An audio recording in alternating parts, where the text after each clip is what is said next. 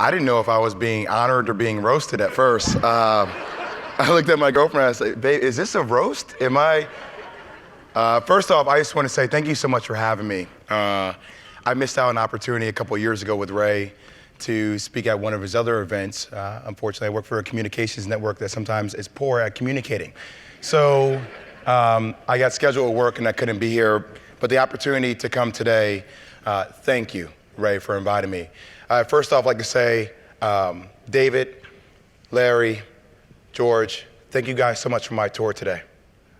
I'm a very emotional person, and I'm very honest and I'm very frank. And I think that's one of the things we were talking about too, about just who I am personally when it comes to me talking on TV or just you talking to me in person. I am who I am. I don't try to fabricate or act like I'm somebody else. And today, I was so moved going into the Blank Children's Hospital, seeing these young children at the NICU and the amount of attention to detail that is put into each and every single individual.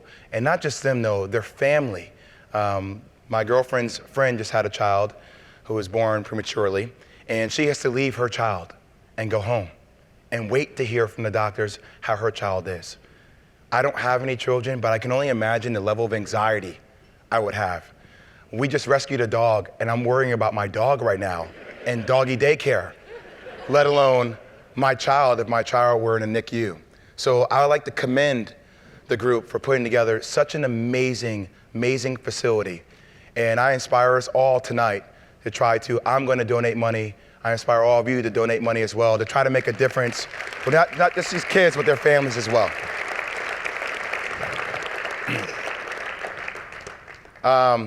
My story goes something a little bit like this. I'll take you guys to one of the most imperative moments of my life. I'm in a hospital bed. I open my eyes for the first time. How many of you guys have had dreams where you've woken up in the middle of the evening and you're literally sweating, beads of sweat, and you open your eyes and you see that your significant other, or you see your child, or you see your dog, and you have that moment where you say, thank God, thank you, God, that was a dream. If this happened to you, raise your hand. Great, right? We've all been there. I opened my eyes, and I remember thinking to myself, thank God, this is not a dream. This is not a dream that I have 3 metal pins inserted physically into the bone of my body. One here on my thigh, one on my knee, one on my shin.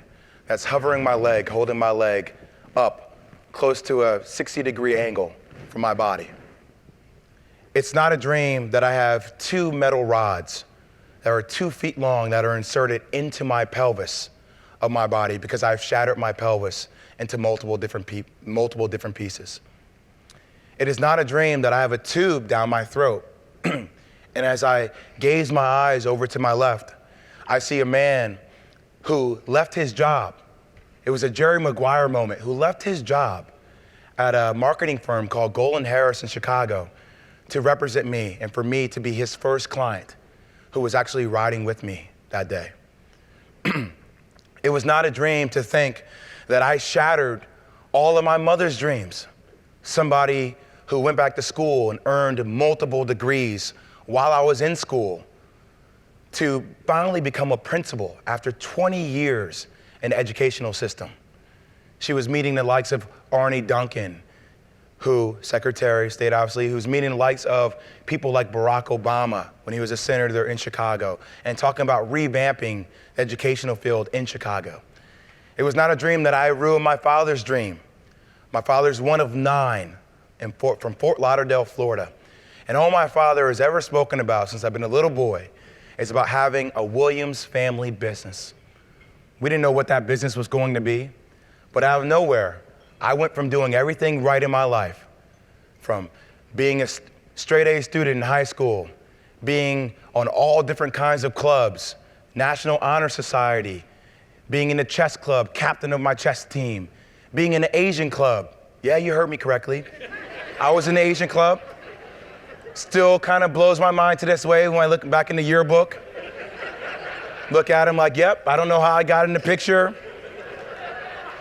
but I was very engaged and interactive in the Asian club, to going to Duke, to playing for a legendary Hall of Fame coach in Coach K, to having a rocky freshman year, but trying to find a way to continue to figure it out, to my sophomore year, deciding not to go back home to the state of New Jersey and hang out with my friends. Why would I want to go home when I'm here to go to school and to become the best basketball player I can be? Why not stay at school like Duke and go to summer school and stay here and work out and get 1,000 makes every single day? To all of a sudden my sophomore year, out of nowhere, I remember one of our first games, we were playing against Princeton, and I'm coming down the court, and Coach K had a play for us.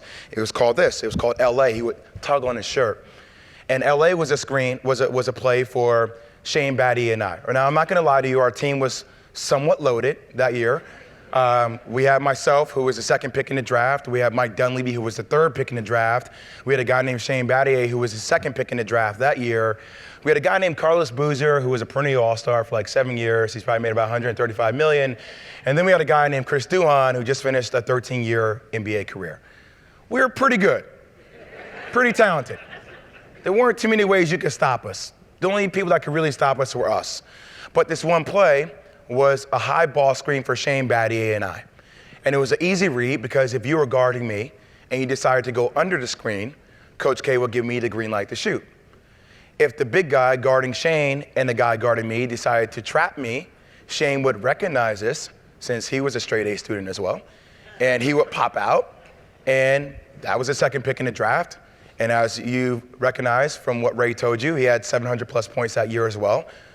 He would knock down a shot. We had multiple options off that play. First play, I come down, Coach K pulls on the tug on the shirt. I say, okay. And I remember Shane came up about 3 feet above the three-point line in college. Now, at the time, I had just been working out, but this kind of set the whole precedent for the year. The guy goes under the screen, because of course, why wouldn't you go under the screen? I'm 3 feet from beyond the three-point line. And without hesitation, I shot the three, and the ball went in. Coach K calls a timeout. After the shot, he calls a timeout, and he said, hey guys, we're gonna keep giving Jason the ball, okay? I'll never forget this. This is one of the times I remember Coach K believing in me. And that was really the first time, because I was a very insecure kid. Isn't it funny how you meet some people who end up accomplishing a lot of crazy things and they have a lot of baggage? I was very insecure. I grew up in an environment where my dad beat up my mom. I was very attached to my mother growing up, almost to the point that I decided to go to Rutgers instead of deciding to go to Duke, until my mother forced me to go to Duke. Think about that. Rutgers is a great school, nothing wrong with Rutgers. But I was ready to stay at home and be closer to my mother because I wanted to protect her instead of going to a place like Duke University and getting the best education and playing for a Hall of Fame coach. That's how family-oriented I am. And after having that moment where I scored that bucket and Coach K called that timeout, it was the first person I really felt, other than my mother and my father, that truly believed in me as a person. And that set the tone for the rest of my sophomore year.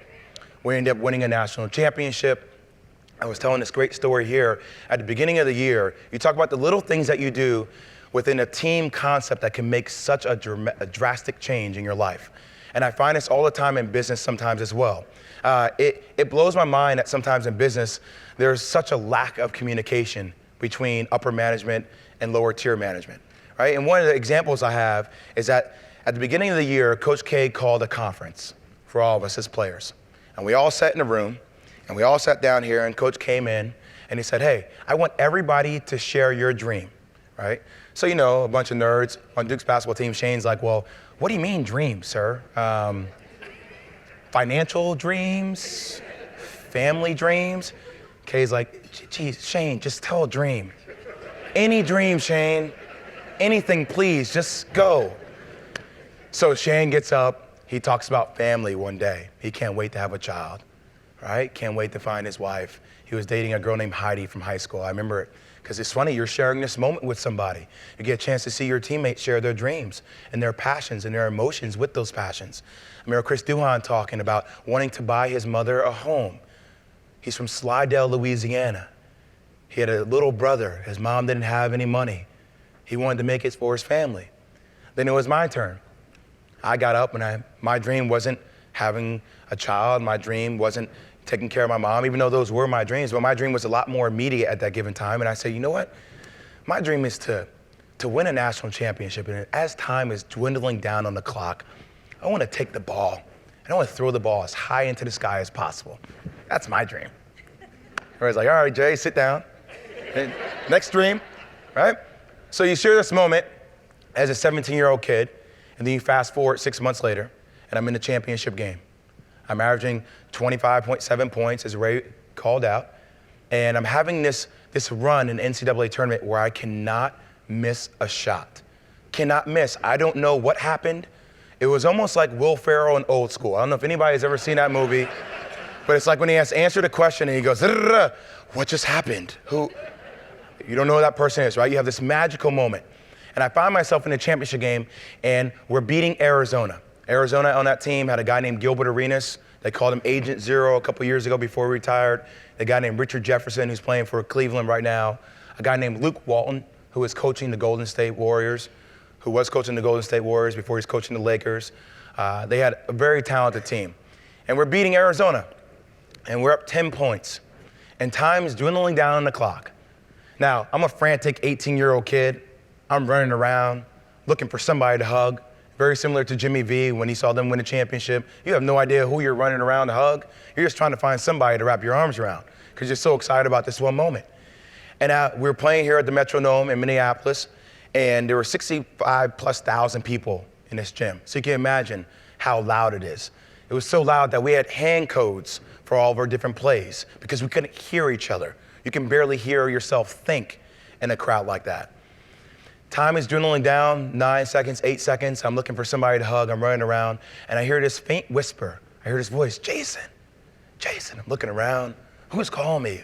Who do I need to hug? Who's around?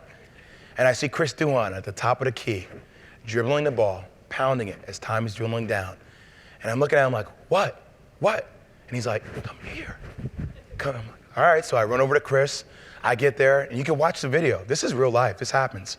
And I'm standing by him. I'm kind of on my knees, and I'm kind of partially hugging him. I don't really know what I'm doing. It's kind of like, hey, what are we doing? Are we going to hug? Are we not going to hug? That awkward in-between phase. And he hands me the ball. And I take the ball, and at this moment, I'm baffled. What? And he says, "Word up." And I said, wow. Like that shows me everything I need to know about my teammate right now. Now, my story that I told about my dream was all about 9 seconds, and it got dismissed pretty quickly compared to all the other dreams. But here was my teammate, my brother, a guy named Chris Duhon, that in the midst of all the chaos, in the midst of winning a championship for Coach K, his third championship, in front of 65,000+ people, my teammate, my brother, took the time to remember my dream, to let me take the ball and throw the ball up in the air as time dwindled down the clock and win a national championship. How beautiful of a moment was that? And that moment was it. Oh, thank you, appreciate it.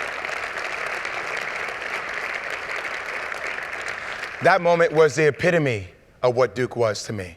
We were a bond, we were a family, we were a brotherhood. If one of my brothers fell down on the ground, he didn't have to worry about picking himself up. He didn't have to worry about an opposing player coming and extending an arm. He already had 4 arms extended from a Duke jersey from his brothers helping him get up. That's what that moment was for me being in a Duke uniform. Now, that moment was great. We won a championship. I got lucky enough to sneak in one National Player of the Year award. Shane Battier wins everything else. And here I am confronted with a new scenario. Wow, I'm getting calls from agents, financial advisors, lawyers, accountants, runners who work for agents who are trying to find some way to connect with me, even to the point where I had a kid that went to grammar school with me in 3rd grade that showed up to my apartment 2 weeks later and said, hey, Jay. I said, Danny? What are you doing in Durham?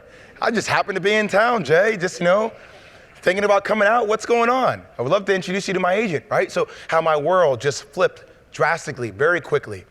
And I remember thinking about, okay, what am I gonna do?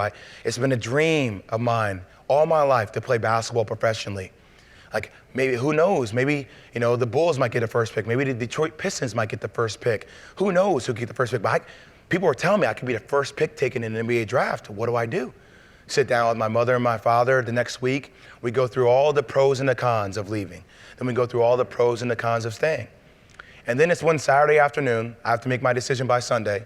I'm in my small apartment back in Durham, North Carolina.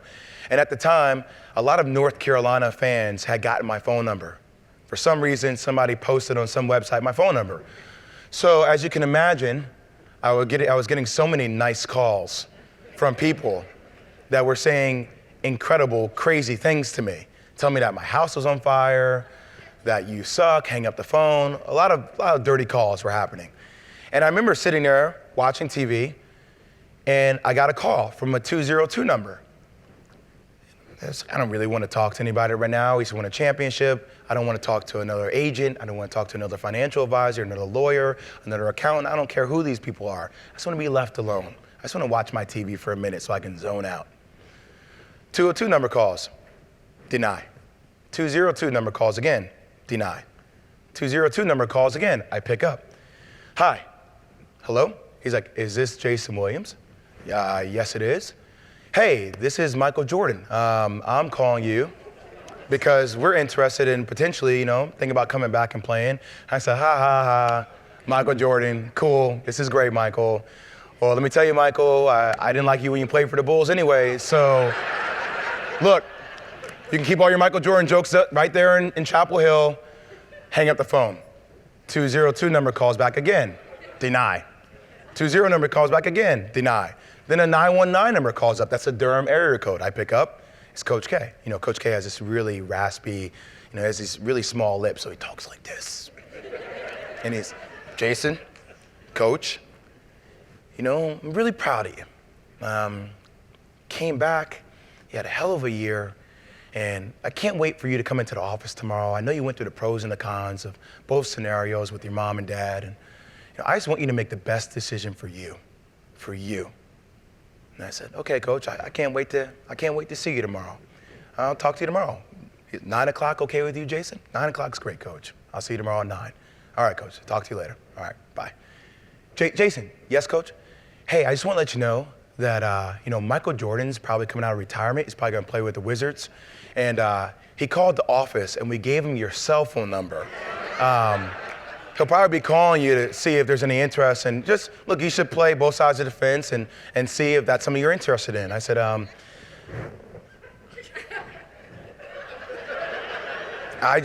hung up with Michael Jordan multiple times and told him that I didn't like him when he was in Chicago. Never really got that relationship back. Decided to stay in school. Decided to go to summer school again, get a lot of shots, and that's when I had the mission that I wanted to be the first Duke athlete to graduate school in 3 years. We overloaded my courses my junior year. I was taking 6 courses. I had to take 3 more courses following into the NBA draft, and then I was able to really accomplish my dream. I killed 2 birds with 1 stone. First player to graduate Duke in 3 years, and I was drafted. Now, the only disappointing thing is that out of all the years in the draft, God decided to just descend a 7'6" Chinese man upon me. That draft, so I had to be number 2 instead of being number 1. But these things happen, a lot of 7'6" Chinese people around. Still a little bit salty about that, Ray, as you can tell. I carry animosity with me, guys, I'm sorry. So, I get lucky enough to get drafted. And then you talk about the beautiful scenario. I was a Chicago Bulls fan. I was a Michael Jordan's fan. And all of a sudden, I get a chance to have Michael Jordan's locker. I get a chance to come out to the same music that Michael Jordan came out to. I got a chance to provide all the things for my family that I never thought was possible. I was able to get my mom a new car. I was able to get my dad and look at different business opportunities that we could be involved in. And you talk about doing everything right. My dad had worked for Amex for over 25 years. So what we did when I first got drafted by Chicago, we sat down and we looked at a list of the top 50 companies in Chicago.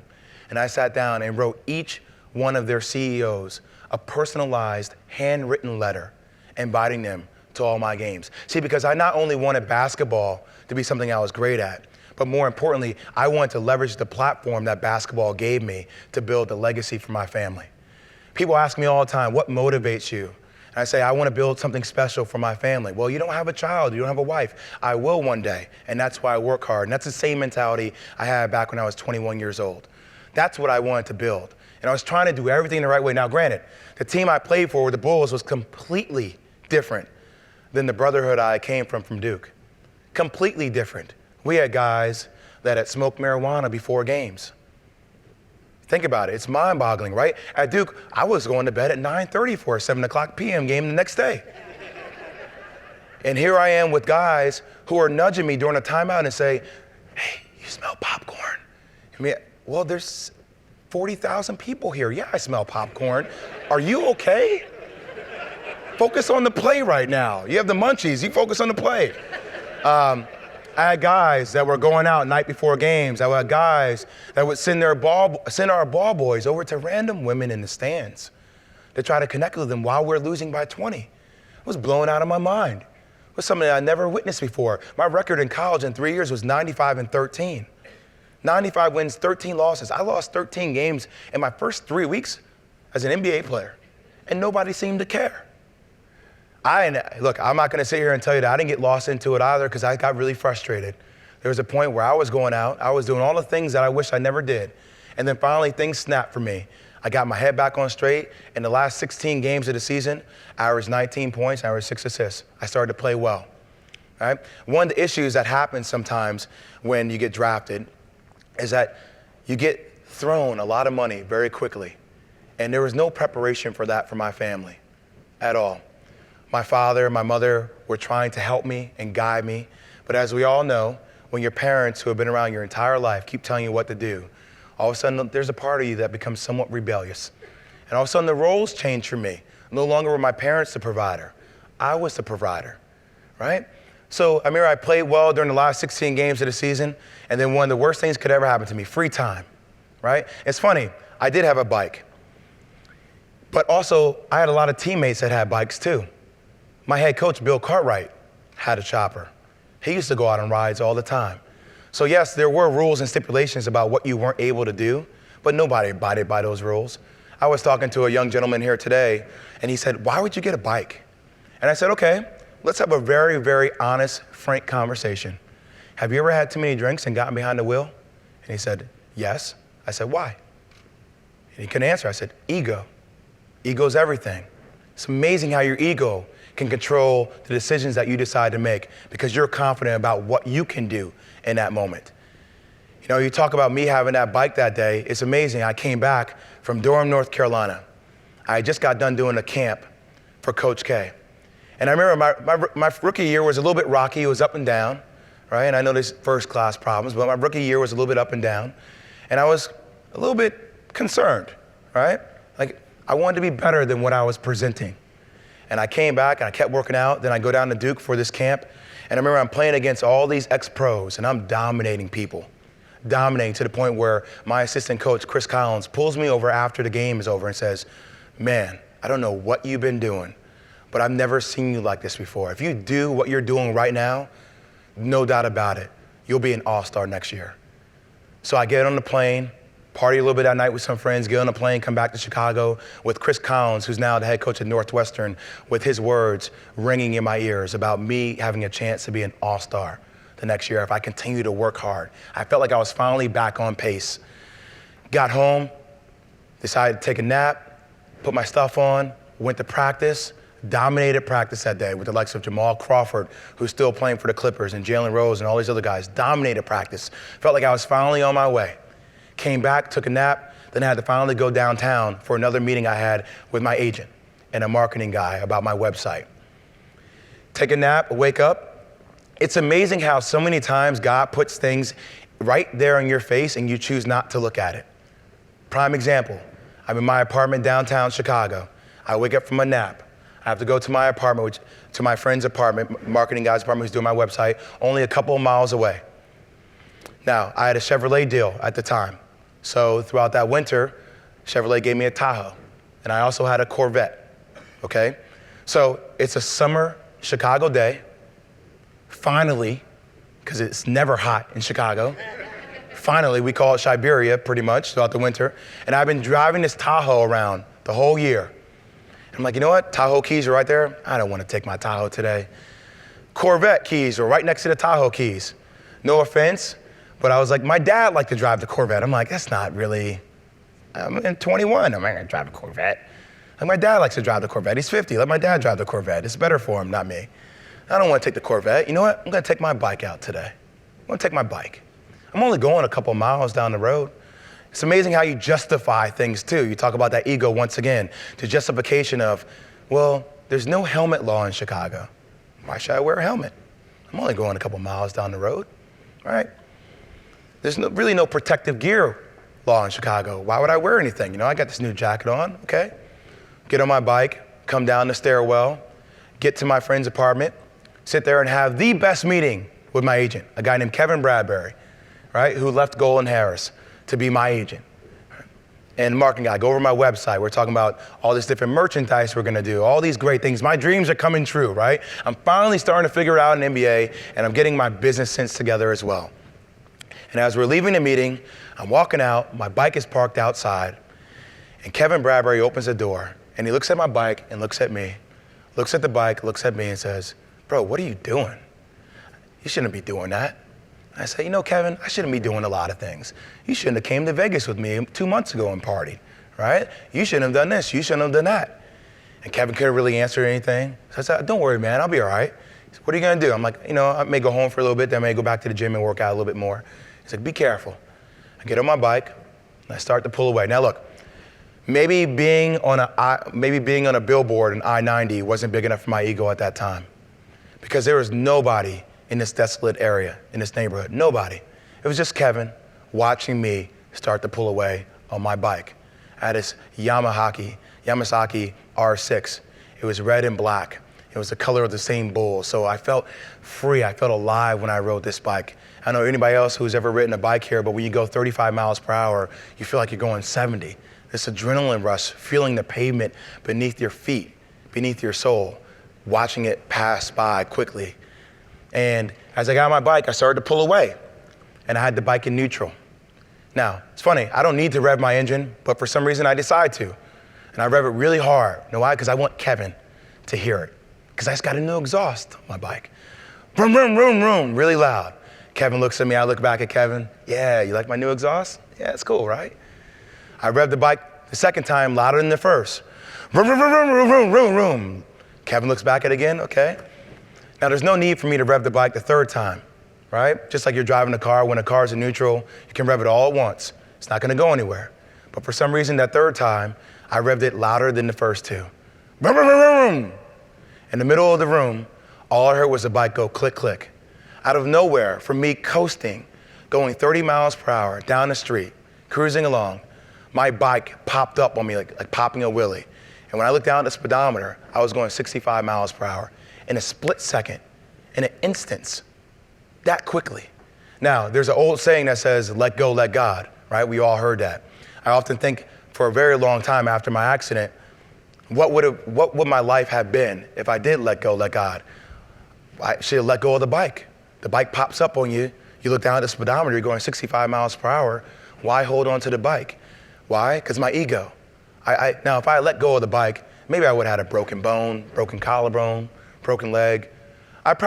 Chances are, probability's high that I have somewhat of a smaller injury, but I still get up, I walk away. I still maybe have a 15-year NBA career. But no, not at that given time. I had to control my destiny. How many people in here try to control their destiny? It's amazing when you go through your life, you try to control everything around your life. But it's amazing that when you decide to finally let go, that's when you actually have control. So for me, I wanted to hold on to my destiny. I wanted to hold on to my new bike that I just paid money for. I wanted to make sure that the bike was okay. In the process of trying to grab onto the handlebars as the momentum threw me back, I pulled down on the throttle even more. As I pulled down on the throttle even more, the bottom wheel spun out beneath me. Now, instead of going straight, now I'm headed on a diagonal angle. When I look up, I'm looking down at the speedometer now says 70, 75 miles per hour. And when I look up, I'm headed right towards a utility pole. Now, the amazing thing about this moment is that 4 years before this moment actually happened, I was waiting to play my first college basketball game at Madison Square Garden.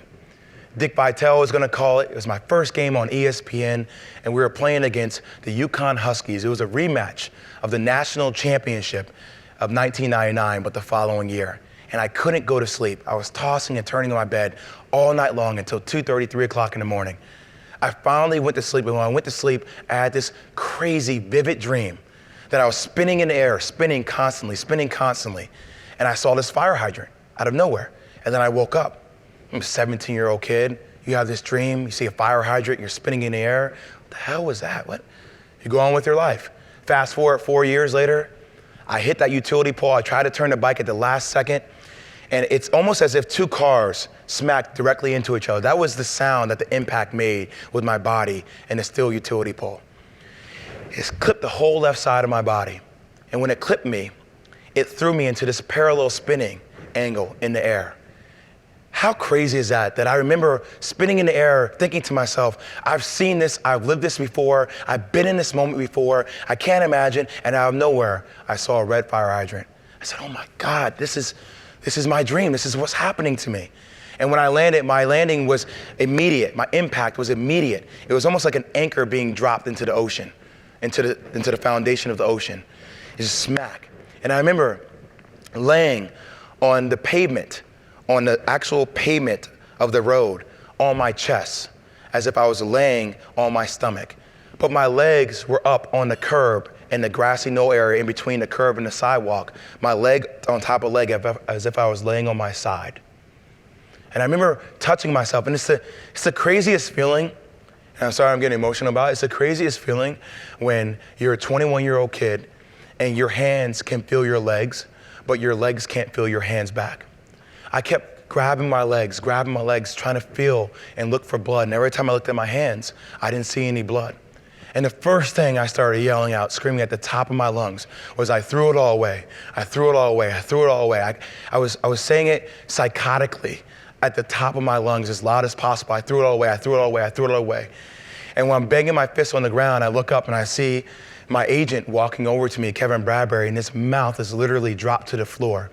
It's almost like God took his soul and yanked it out of his body. He's pale white looking at me, not knowing what to say. And I'm looking at him for some kind of confirmation, like, please tell me I'm going to be okay. Please tell me I'm going to be okay. I threw it all away. I threw it all away. And he didn't know what to say.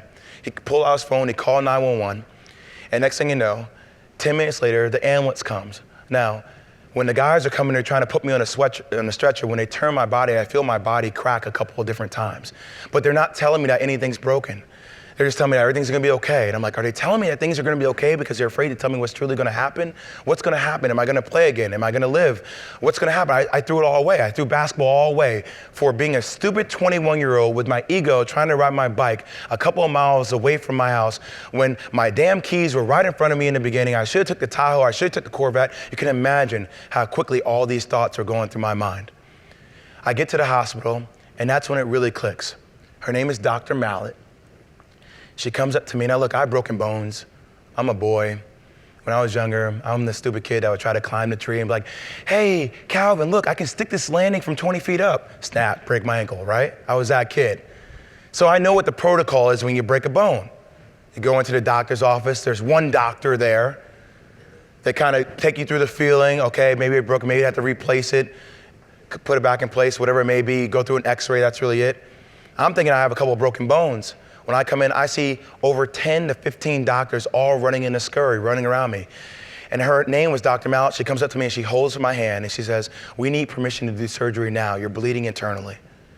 And that's when it clicked for me. I don't want to die. I don't want to die. I start screaming that out at the top of my lungs.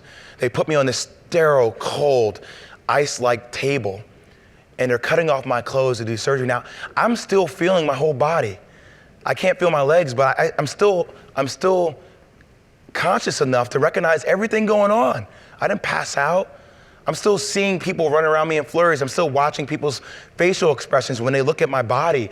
I'm still seeing my agent who's riding next to me, holding my hand, crying, saying, I'm sorry, I'm sorry, I'm sorry, asking permission to call my mom. I actually made a call to my mom from the ambulance telling her, you should come back to Chicago. I've been in a really bad accident, but I think I'm gonna be okay. Now imagine, they lay me on that sterile table. They put the mask over my face. And as the mask is over my face, I am freaking out because I'm thinking this could be the last image I have of my life.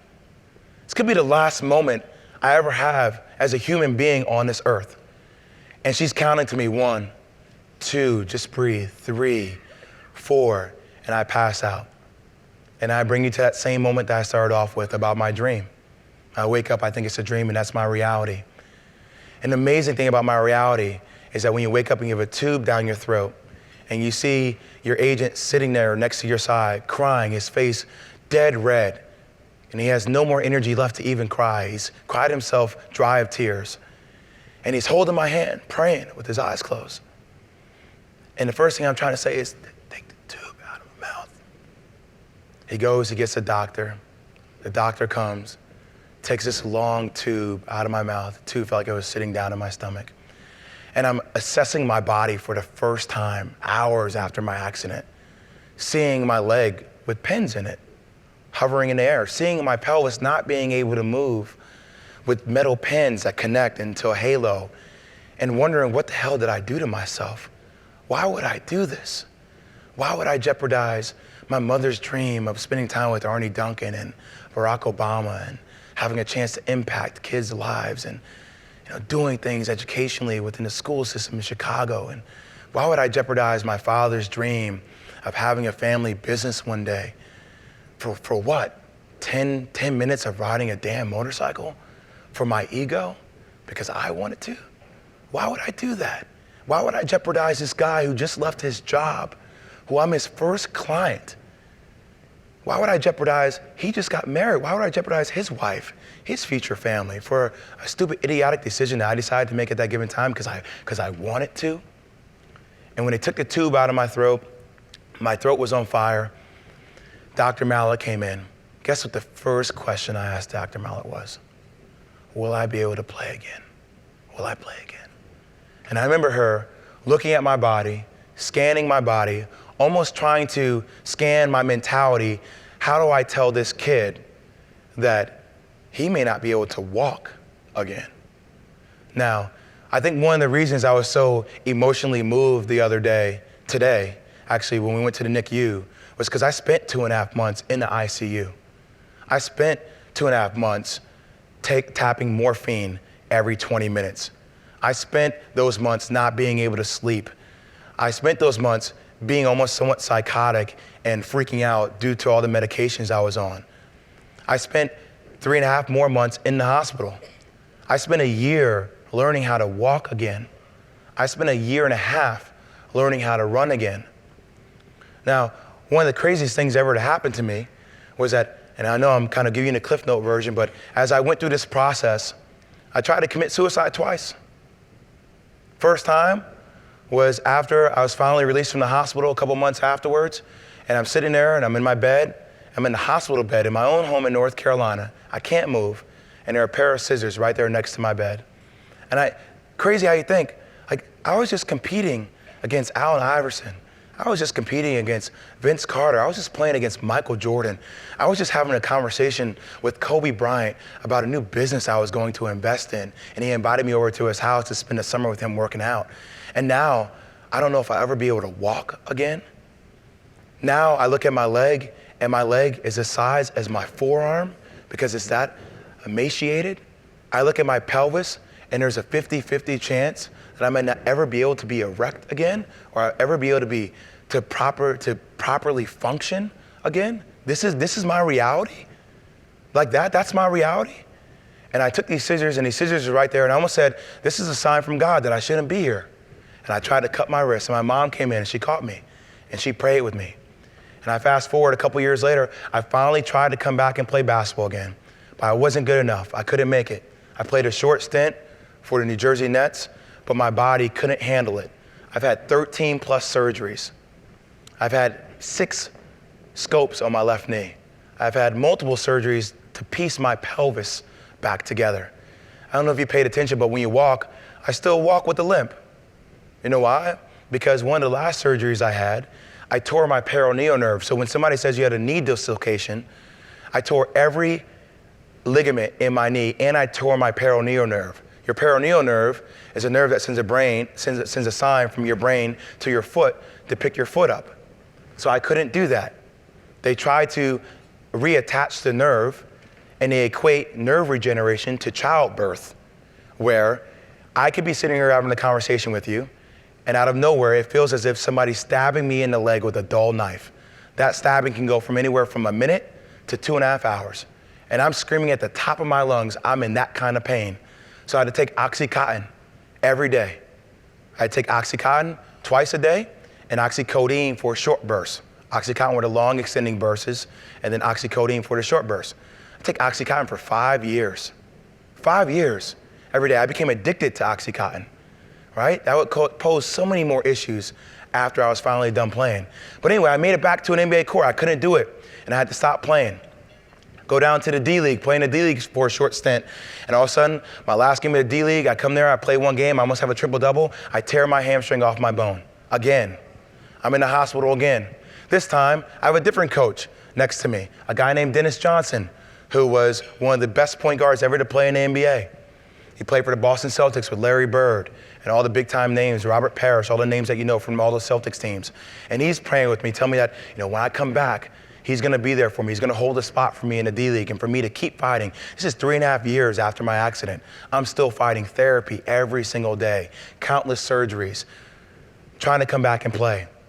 Next thing I know, I go back to Durham, North Carolina. I'm getting therapy. I get a call from a teammate. He said, "Are you sitting down?" I said, "What do you mean, am I sitting down? What's going on?" He said, "Coach Dennis Johnson just passed away. He just died. He just had a heart attack while teaching us on the court." And I thought to myself, what am I chasing? What am I chasing? It's the first time I started to be so angry at myself because I was so lost in trying to get something back that I had lost, that I hadn't paid attention to what was right in front of my face. And what was right in front of my face was my life, each and every day. Those moments I cherished my mom, those moments I cherished my dad, my friends. I lost a lot of friends when I got hurt. It's funny, when everything goes well in your life, everybody wants to be on the train. But when things get a little bit difficult, you truly find out who your true teammates really are. I lost a lot of teammates. And I'm at this point where I'm trying to find myself, okay? I'm like, you know what? I'm not gonna play basketball anymore. I'm gonna try to do something different than basketball. Got into trying to work for a sports agency. Lived in the Lower East Side with 3 of my guy friends. And I remember I was weighing 20 pounds more. I'm around 198. 200 pounds right now. I was weighing 225, 230, working in New York City, trying to work for a sports agency, 26 years old, right? And you can only imagine the things that people say to you. And I don't think people say it maliciously. I don't think people say it maliciously at all. I think people say it to try to bridge a conversation, to try to find some common ground with you. I have people all the time come up to me. I was just on a trip before where I had some guy come up to me and tap me on my leg and said, "Man, you were a bad boy if you just didn't get in that accident." I remember, wow, okay. Who are you? Do I know you? And I remember working in New York City, walking around. That day was a really bad day for me because I had a kid that stopped me. And the kid was pointing at me while I was walking down the street. And he was like, "Hey, you're Jay Williams, right? You effed up your career in that accident, right?" I remember oh my God, trying to not be angry. And I talk about in my book, trying to not be angry, but still let it pass. I took a train back to my apartment, had a guy sitting down next to me on the train that recognized me, started talking about all the things I could have accomplished if I didn't get hurt. Why did you make that dumb decision, man? Why'd you get on that bike? Why? Why would you do that? Found myself having conversations with random people, trying to explain to them why I made this idiotic decision. Even to the point where I finally got back to this last bar and I'm sitting there having a drink by myself. And I'm still taking Oxycontin, by the way, because I'm still going through nerve regeneration, nerve pain, and I'm still addicted to it. And I'm having a drink, and be frank with you, I was inebriated, and I had an older guy that sat next to me. And he started talking about me back in my heyday and what kind of player I would have been. And that was the last straw. I couldn't take it anymore. I went back to my apartment. I walked in my apartment. I was living with 3 of my guy friends who were all bartenders, so you can only imagine what that space was like. And I had to go through this apartment building downstairs, through another set of stairs into my apartment building. And I fell down the stairs and I had this gash over my head. And I remember I came back into my apartment and I sat there and I was like, I don't want to be here anymore. 26 years old, I don't want to be here anymore. And I took 3 more Oxycontin and I tried to drink a half bottle of Jack and I cried and I went to bed sitting on the floor, hoping that I didn't wake up the next morning. I woke up the next morning to one of the most powerful calls that's ever happened to me in my life. I had a guy named Charlie Grantham, I talk to him all the time, to Nikki, my girlfriend, because he's so inspirational to me. He called me because he was worried about me. He was actually running the firm that I was working for at the time, the players agent firm. And he said, I'm really afraid that you're going to try to hurt yourself, but I just want you to know that you have so much more than just basketball. You have so much more to accomplish. And he talked to me for 20 minutes. And then I started seeing these random things on TV. I saw Oprah engage somebody to interview. I was like, maybe I can do that. Maybe I could be involved in TV. But it was the first time in that 5-year span from the time I got hurt that I actually stayed still and I thought about where I wanted to be. I thought about what kind of person I wanted to be. And I also thought about who was on my board. It's amazing. You guys have a board here for the charity, and it's a job of the board to get together quarterly or annually, whatever it may be, to do what's in the best interest of the company or the charity. So I ask people all the time individually, why don't you hold yourself to the same standard that a company holds itself to? Who's on your board? Who's on the Ray Cole board? Who's on the Nikki Bonacorsi board? You know, who's on Larry's board? Who's on George's board? Who are you surrounding yourself with by to make sure that you are being the best version of yourself? Now, I'm an extremely passionate person. And it all started from that moment because I started to recognize what my main purpose was. And it's funny, in that hospital room with Dennis Johnson, before he passed away, he said, your purpose, you're going to come back and you're going to be greater than ever. And that's when I recognized that I refuse to let any incident in my life define me.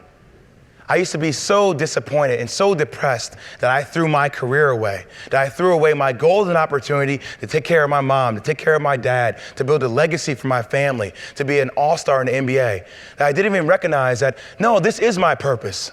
My purpose is to have my accident. My purpose was to go through all the pain that I went through. My purpose was to have 2 failed attempts at suicide and fail so I can share my story and I can tell people that, thank God I have a board. Thank God I have people around me who inspire me every single day to be better. If there's one thing I can leave all of you with a challenge with, help other people create their boards. Help yourself find your board. When today I was watching these kids and I heard David talk about all the different things he did, in my heart I'm sitting there almost crying because thank God David is on these kids' board. Thank God for David. My girlfriend's best friend, Ashley, if she didn't have somebody there to help her with her child, I don't know how that could be. We all have a pivotal role to play in this planet, in this world. And for a long time, I think a lot of people always question, what's my purpose? My purpose is to be more. My purpose is to do more. My purpose is to inspire. My purpose is to be the best version of me. And I hope that at the end of the day, when you go back home, and you spend time with your wife, you spend time with your kid, you spend time with your dog, take a second and close your eyes and think about how lucky of a human being you are. Regardless of the good, the bad, the in-between, the gray, it's all happening for a reason. You are the only person that can determine your perspective on life. Shitty things happen all the time, but I refuse to be defined by those things. I will make the best of what my life has to offer, and I will do that with each and every breath. And I hope that you all do the same. God bless.